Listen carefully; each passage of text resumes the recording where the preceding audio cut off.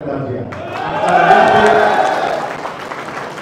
তো অস্বীকার করা যাবে না, তিনি এই দেশের একজন প্রথম সারির প্রথম নেতা। সেই হিসেবে তিনি তারও জন্মভূমি এই বৃহত্তর নোয়াখালীর মাটিতে। আমি 24-এর কথা বলছিলাম, 24শে জুলাই আগস্টের কথা।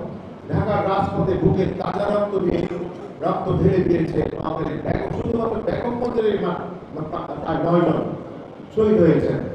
এছাড়া জুলাই গণঅভ্যুত্থানে নোয়াখালী, ফেনী, লক্ষ্মীপুরের 20 জনেরও অধিক, নোয়াখালী, ফেনী, লক্ষ্মীপুরের জেলার মোট শহীদের সংখ্যা 20 জনেরও বেশি। এমন অবস্থায় জনসেবার জন্য প্রশাসন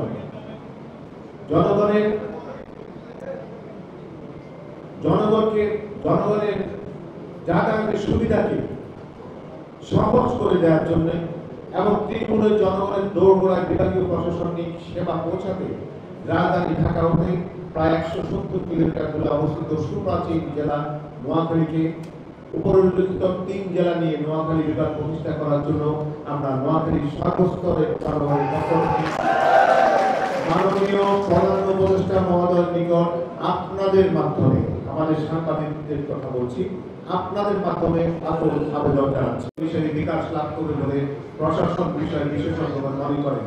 আপনারা জানেন নোয়াখালীর দক্ষিণে রয়েছে ব্লু ইকোনমি, অর্থাৎ সুনীল অর্থনীতির অপার সম্ভাবনা। এই সুনীল অর্থনীতিকে কাজে লাগিয়ে ভবিষ্যতে বাংলাদেশের অর্থনীতিতে এক অভূতপূর্ব উন্নয়ন সাধন করতে সক্ষম বলে বিভিন্ন সমীক্ষায় জানা যাচ্ছে। প্রিয় সাংবাদিকবৃন্দ, আপনারা অবগত আছেন যে রাজধানী ঢাকা থেকে কুমিল্লার দূরত্ব মাত্র 80 কিলোমিটার এবং ভুবন লেন সড়কে কুমিল্লা হতে ঢাকা যাতায়াতের সময় লাগে মাত্র 1.5 ঘন্টা।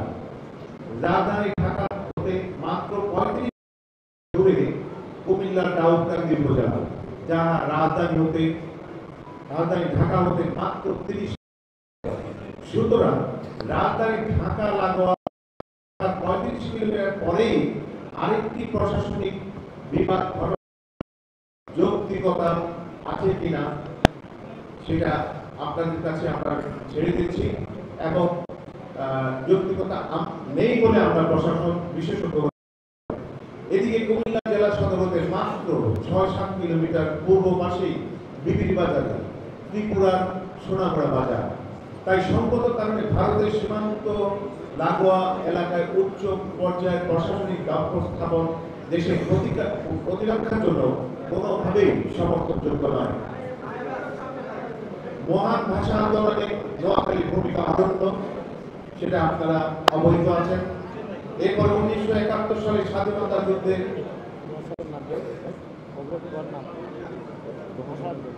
ভাষা আন্দোলনের অন্যতম বীর সৈনিক শামসুর জোহা,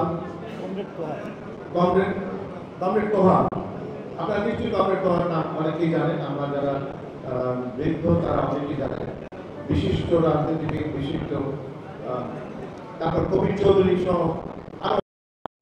1971 সালে স্বাধীনতা যুদ্ধের অগ্রসর বীর শ্রেষ্ঠ শহীদ রুহুল আমিন, বাংলাদেশের রাজনীতির রহস্য পুরুষ সিরাজুল আলম খান, স্বাধীনতার প্রথম পতাকা উত্তোলনকারী আশাবরণ, যেমনি আমাদের গৌরব তেমনি আবার 2024 সালের জুলাই আগস্টের গণঅভ্যুত্থানেও নোয়াখালীর ছাত্র জনতা রাজপথে অসীম সাহসী স্বৈরাচারকে প্রতিরোধ করেছিল।